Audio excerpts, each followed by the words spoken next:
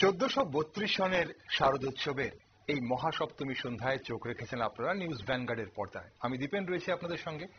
আমরা দুর্গাপূজার বিভিন্ন দিকে চোখ রাখবো আজ। শুধু মায়ের মণ্ডপ নয়, শুধু পূজা প্রাঙ্গণ নয়, বিভিন্ন ক্লাবের পূজা কেমন হচ্ছে, পাশাপাশি আগরতলা শহর থেকে প্রত্যন্ত এলাকার গ্রাম এবং আমাদের শহরতলি থেকে শুরু করে বিভিন্ন সাব ডিভিশন, বিভিন্ন মহকুমার পুজোগুলো কেমন হচ্ছে সেদিকে চোখ রাখবো পুজো পরিক্রমায় 2025 অর্থাৎ 1432 সনের।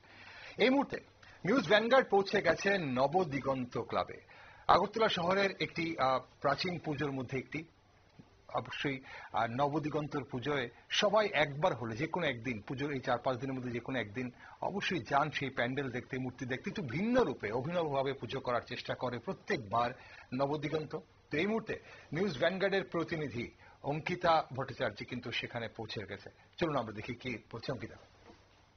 আজ মহাসপ্তমী, আর মহাসপ্তমীর রাতে নিউজ ভ্যানগার্ড কিন্তু বেরিয়ে গেছে বিভিন্ন পুজো মণ্ডপের কেমন রয়েছে প্যান্ডেল, কি রয়েছে থিম, কি বলছেন দর্শনার্থীরা, তাদের মতামত জানার জন্য কিন্তু নিউজ ভ্যানগার্ড প্রত্যেকটি মণ্ডপে চলে যাচ্ছে।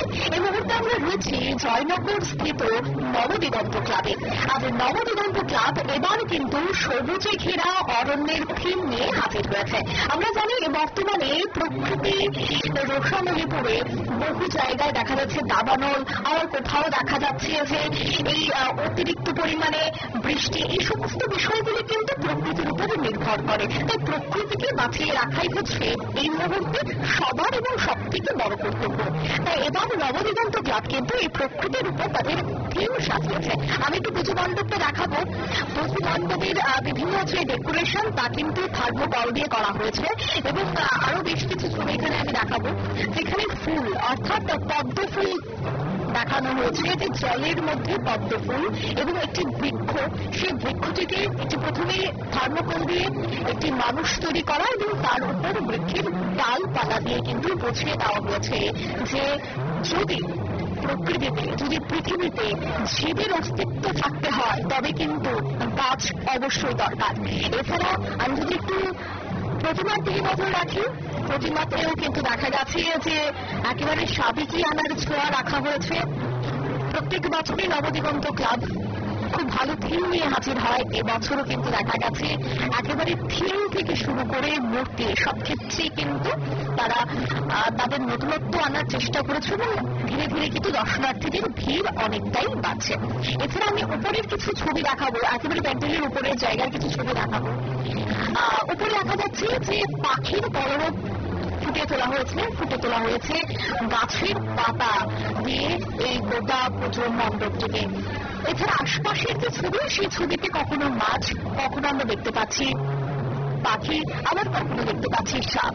অর্থাৎ একটা জীবন চক্র যখন চলে, সেই জীবন চক্রের যে ছবি তা কিন্তু কোনো একভাবে নবদিগন্ত ফুটিয়ে তোলার চেষ্টা করছে। আমরা বাইরে যাব, দর্শনার্থীদের সাথে কথা বলবো, তাদের থেকে জানার চেষ্টা করব যে তাদের এই নবদিগন্তের এবারের পুজোর প্যান্ডেল কেমন লেগেছে। তবে আমরা আশপাশের যে জায়গার ছবি আমরা দেখতে পাচ্ছি, আশপাশের যে মণ্ডপ সজ্জা আমরা দেখতে পাচ্ছি, সম্পূর্ণ কিন্তু থার্মোকল দিয়ে তৈরি করা হয়েছে। এবং আমি আরো বেশ কয়েকজন সাথে কথা বলার চেষ্টা করবো এবং তারা এবারের এই পুজো অর্থাৎ প্যান্ডেল হপিং কিভাবে করছেন, কোন প্যান্ডেল সব থেকে বেশি ভালো লাগছে, সে বিষয়টাও কিন্তু অবশ্যই আমি তুলে ধরবো।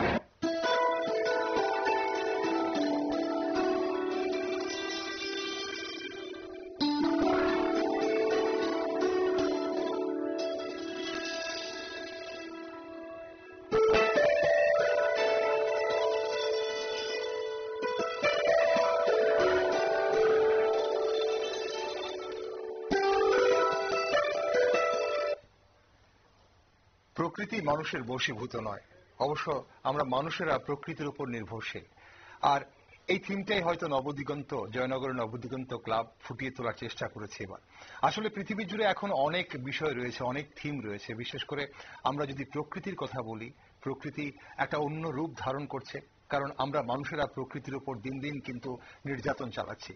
তো সেখানে রয়েছে আমাদের প্রতিনিধি অঙ্কিতা বর্ধন, এবং অঙ্কিতা কি বলছে, কাদের সঙ্গে কথা বলছে, চলুন আমরা একটু দেখে নিই সেখানে। নবদিগন্ত ক্লাবের প্রচুর কমিটির প্রেসিডেন্টকে আমরা পেয়ে গেছি। তবে আমি প্রথমেই জানবো যে আমরা বেশ কয়েক বছর ধরে দেখতে পাচ্ছি যে সবুজের উপর বিশেষ করে পরিবেশ রক্ষার্থে থিম করা হয় প্রত্যেকটি ক্লাবে। এবছর আপনারা করেছেন, এর পেছনে কি কারণ? অ্যাকচুয়ালি আমরা একটা মেসেজ দিতে চাই নতুন প্রজন্মকে, যেন এই সবুজকে যেন পৃথিবী থেকে নাশ করানো হয়, না করা হয়, একে যেন কিভাবে বাঁচানো যায় তাকেই আমরা উদ্দেশ্য করে আমাদের এই আমাদের গত 2 বছর ধরে আমরা এটাই দেখানোর চেষ্টা করছি। আর সবাইকে মেসেজ দিতে চাইছি যেন জলকে আর প্রকৃতিকে কিভাবে আমরা রক্ষা করতে পারি। এই যে আপনারা কত টাকার বাজেটের এবারের প্রস্তুতি? আমাদের টোটাল বাজেট হলো 22 লাখ টাকা। এবং সেই মণ্ডপ শিল্পী এবং আমাদের মণ্ডপ শিল্পী নবদ্বীপের পরিমল ভৌমিক, আমাদের মৃৎশিল্পী আমাদের স্থানীয় চিত্রপাল, আমাদের আলোকসজ্জায় আছেন সুকুমার দেবনাথ, উনিও স্থানীয় শিল্পী। যতটুকু আশা করেছিলেন দর্শনার্থী হচ্ছে এতটুকু? হ্যাঁ, আমরা যতটুকু আশা করেছিলাম আমরা মোটামুটি ভালোই হয়েছি। আমাদের চতুর্থীতে আমাদের উদ্বোধন হয়েছে, চতুর্থীতে আমাদের এখানে প্রচুর লোক আসছে, প্রচুর গণদল শুরু হয়েছে। আশা করি আগামী 2 দিন আরো লোক সমাগম আরো অনেক বাড়বে আমাদের এখানে। অর্থাৎ লোক সমাগম কিন্তু আরো অনেকটাই বাড়বে এবং আমরা দর্শনার্থীদের সাথে কথা বলবো, জানবো তাদের কি বক্তব্য রয়েছে। নবদিগন্ত ক্লাবে রয়েছে আমাদের প্রতিনিধি অঙ্কিতা। আর নবদিগন্ত ক্লাবে যে পুজো হচ্ছে এবার, সেই পুজোর থিম সবুজকে বাঁচানোর কে ঘিরে হচ্ছে। আসলে পৃথিবী জুড়ে প্রকৃতির ওপর যেভাবে নির্যাতন চলছে, মানুষ যেভাবে প্রকৃতিকে বশীভূত করার চেষ্টা করছে, তার বিরুদ্ধেই গর্জে উঠছে শুধু নবদিগন্ত নয়, এমন বহু সংস্থা যারা বিশেষ বার্তা দিতে চাইছে সবুজকে রক্ষা করার জন্য। নবদিগন্ত তাদের মধ্যে একজন। আর 22 লাখ টাকা পূজার বাজেট। প্রত্যেক বছর অনেকেই কিন্তু দর্শনার্থীরা, পুণ্যার্থীরা নবদিগন্ত ক্লাবের পুজো দেখতে যান, অভিনবভাবে পুজো করেন। এবারও আছে আমাদের প্রতিনিধি অঙ্কিতা, সেখানে রয়েছে আমাদের চিত্র সাংবাদিক অঞ্জন রয়েছে, সেখানে দেখানোর চেষ্টা করছে। অঞ্জনের ক্যামেরায় আপনারা দেখছেন যে এই মুহূর্তে নবদিগন্ত ক্লাবের যে মায়ের মণ্ডপের ভেতরের এবং বাইরের সজ্জা আপনারা দেখছেন। জয়নগরের নবদিগন্ত কথা বলতে চেষ্টা করছে আমাদের প্রতিনিধি অঙ্কিতা দর্শনার্থীদের সাথে, যারা সেখানে পুজো দেখতে গেছেন। কেমন লাগছে তাদের সেই পুজো, তাদের অভিজ্ঞতা জানার চেষ্টা করছে। চলুন আমরা দেখিনি কার সাথে কথা বলছে অঙ্কিতা। কিন্তু আমরা দেখতে পেয়েছি বেশ কয়েকজন তারাও পুজো দেখে এসেছেন। আমি তো জানবো নবদিগন্ত ক্লাবের এবারে ঠিক কেমন? এবারে কিন্তু তো খুব ভালো। আমরা টিভিতেও দেখেছি, আগেও দেখেছি, এবারেও দেখেছি। ওই জন্যই আসলাম, আমাদের তো দেখে খুব ভালোই লাগলো। এখনো পর্যন্ত কোন কোন প্যান্ডেল দেখা হচ্ছে? যে দিনই 10 থেকে নবোদয় আর আগুন শেখা এখনো ওই দিকে যায়নি। দুজন মিলিয়ে পুজো দেখা হয় প্রত্যেকবার? হ্যাঁ হ্যাঁ, ডেইলি সব দেখা হয়। তারপরে রোজে দেখা হয়। এই যে দুর্গাপুজো উপলক্ষে একসাথে বেরোনো পুজো দেখা কতটা ভালো লাগে? ভালো লাগে, বলার মতো নেই, খুব ভালো লাগে। আর খাবার দাবার কেমন হয়? খুব ভালো, যে যা খুশি খাও, আনন্দ করে ঘুরো, খুবই ভালো লাগে। অর্থাৎ পুজো কিন্তু রীতিমতো জমে উঠেছে আজ সপ্তমী। আর সপ্তমীর রাতে কিন্তু আমরা দেখছি যে একে একে প্রচুর দর্শনার্থীরা কিন্তু ভিড় জমাচ্ছে এবং তাদের বক্তব্য যে নবদিগন্ত ক্লাব কিন্তু এবার যথেষ্ট ভালো করেছে এবং আরো অন্যান্য ক্লাবও তারা দেখবেন। ক্যামেরা অঞ্জনের সাথে আমি অঙ্কিতা, নিউজ ভ্যানগার্ড। নবদিগন্ত ক্লাবের সঙ্গে অন্যান্য ক্লাবও দেখবেন অবশ্যই। সপ্তমী সন্ধ্যায় আজ আবহাওয়া নিশ্চয়ই ভালো, আজ সারাদিন আবহাওয়া ভালো ছিল। শরৎকালে বৃষ্টি না হলেই কিন্তু পুজোর মজা জমে।